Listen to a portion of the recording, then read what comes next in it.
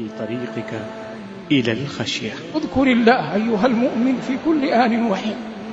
اذكر الله وأنت على مقعدك في الطائرة.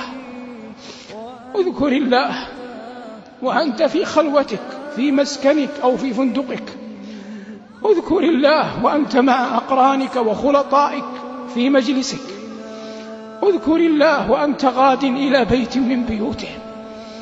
اذكر الله وأنت ترقى سلم بيتك. اذكر الله وأنت بين أبنائك وبناتك. اذكر الله في كل آن وحين. إن في خلق السماوات والأرض واختلاف الليل والنهار آيات لأولي الألباب الذين يذكرون الله قياما وقعودا وعلى جنوبهم ويتفكرون في خلق السماوات والأرض ربنا ما خلقت هذا باطلا سبحانك فقنا عذاب النار. قال صلى الله عليه وسلم: مثل الذي يذكر الله والذي لا يذكر الله مثل الحي والميت.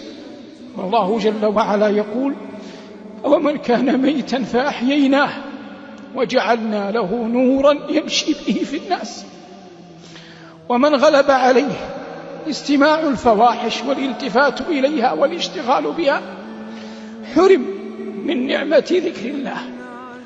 ومن غلب عليه حب الله والرضا بدينه والمسارعة إلى مرضاته غلب عليه أن يذكر الله في كل آن وحين. وليعلم كل أحد أن ذكر الله حياة الضمائر وأنس السرائر وأقوى الذخائر.